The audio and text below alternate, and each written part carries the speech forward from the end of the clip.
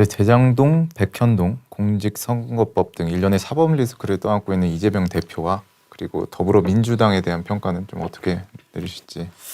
제가 이렇게 좋은 말이 또 안 나올 것 같은데요. 민주당은 무의부 정권으로서 5년 만에 심판을 받고 야당이 됐다라고 보는데, 무의부 정권이라고 하는 것은 한번 운을 띄워보시겠어요? 무, 무능, 이, 위, 위, 위선, 부.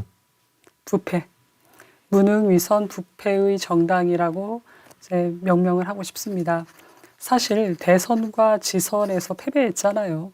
패배했으면 반성하고 쇄신하는 게 당의 역할인데, 민주당에서 한 것을 제가 이제 곱씹어 보니까 방통위원장도 탄핵하겠다, 검사도 탄핵하겠다, 대통령도 탄핵하겠다.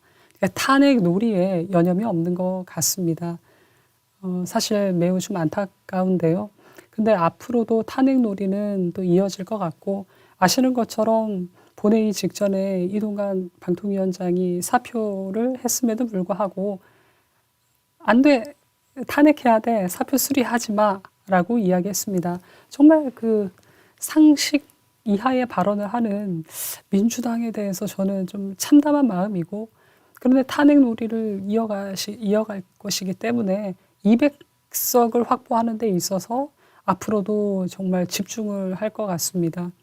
200석이라는 건 아시는 것처럼 대통령 탄핵도 가능하고 또 개헌도 가능하고 거부권도 무력화시킬 수 있기 때문에 거기에 아주 매몰돼서 어떤 모습을 보여줄지 사실 되게 끔찍합니다. 그리고 민주당은 그럼에도 불구하고 또 당내에 있었던 그 송영길 대표 관련해서 돈봉투 살포 의혹이나, 그리고 또 회기 중에 있었던 그 자당의 의원의 그 가상자산의 투자와 관련해서도 아마 미온적으로 끝까지 대응했던 것 같습니다. 근데 결국 그렇게 되면 이런 민심과 유리되고 또 이중적인 민주당에 대해서 국민이 가만히 있을까요? 아마도 4월 달에 제가 볼 때는 유권자들께서 정치 탄핵의 칼을 뽑지 않을까라는 생각이 들고, 이어서 이재명 대표에 관련해서 한 말씀 드리면, 네. 이재명 대표라고 했을 때는 저는 사실 잡아떼기, 말바꾸기, 인면수심의 표상인 것 같습니다.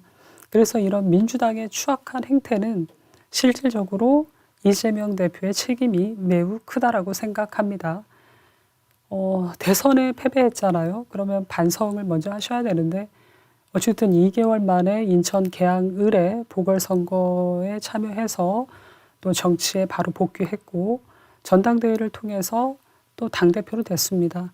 그 이후에 민주당을 보면 거의 뭐 정신적 내전에 가까운 계파 간의 갈등이 있었고 퇴행의 시간을 보내왔습니다.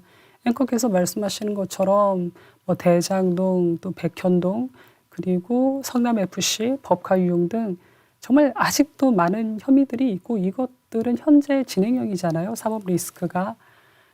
그러면 이재명 대표는 이런 망상적 영웅놀이를 조금 멈추시고, 사실 이재명의 정치가 한국 사회에 기여를 했는지, 그리고 공공성 회복에 과연 얼마나 본인이 헌신을 했는지 조금 보시면서 대표직을 사퇴하는 게 마땅하다라고 봅니다. 네, 퇴임 후 잊힌 삶을 살겠다. 그리고 현실 정치에 관여하지 않겠다던 문재인 전 대통령이 퇴임 후 현 정부 정책을 비판하거나 SNS를 통해 여전히 활발히 활동하고 있죠. 네.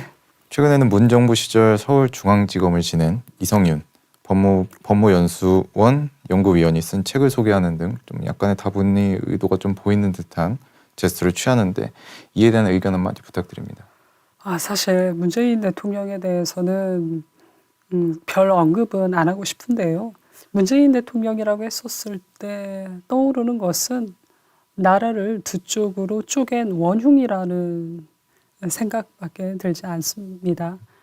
본인이 계속 사진 찍어 올리고 이러는 것들은 나는 여전히 건재하다, 절대 잊혀지지 않겠다라는 반증이지 않을까라는 생각이 들고, 어찌됐든 그 검사 관련해서 추천서처럼 그렇게 페이스북에 올리고 하는 게 전직 대통령으로서 하는 일로서 바람직한가?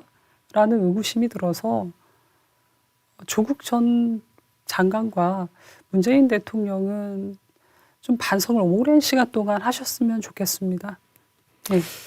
네, 끝으로 현 정부에 대한 평가도 한 말씀 부탁드립니다.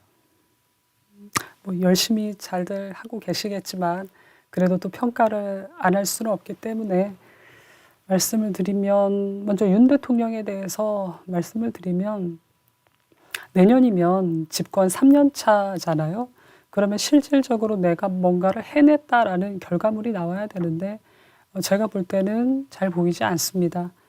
저성장 국면에서 정말 위기 극복의 슬로건조차 보이지 않기 때문에 좀 참담한 생각이 들고, 총선 4월 전에는 그래도 국민들이 체감할 수 있는 뭔가 정책적인 성과를 내야 되지 않을까라는 생각과 함께, 그리고 대통령께서 일하는 방식과 소통 방식이 지금보다는 조금 더 국민 친화적이고 야당 친화적이었으면 좋겠습니다.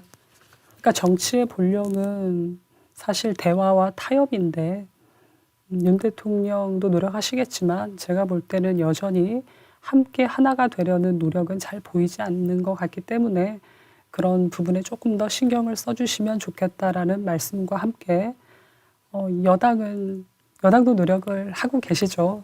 그럼에도 불구하고 지금 아시는 것처럼 윤 대통령에 대한 부정평가가 55%를 넘어가고 있고, 정부 여당에 대해서도 견제해야 된다라는 게 50%를 넘어간다라는 것은 사실상 집권당인 국민의힘이 좀 냉정하게 평가하고 자성해야 된다라고 저는 보고 있습니다.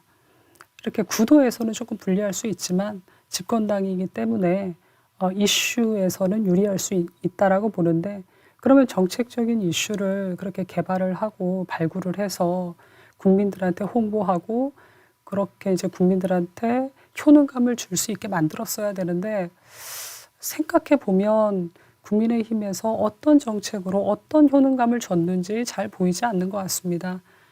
지도부가 혹시라도 위기 아닌 척, 또 못 본 척, 못 들은 척 하는 것은 아닌지 약간 자기 객관화가 필요한 시점이라고 보고, 일전에 얘기했던 공매도 한시적 금지, 그리고 김포시 서울 편입 문제에 더해서 총선이기 때문에 또 수도권과 여성과 청년, 중도층을 어필할 수 있는 조금 발전적이고 실전 가능한 그런 정당임을, 유능한 정당임을 몸소 좀 보여줘야 될 필요성이 있다.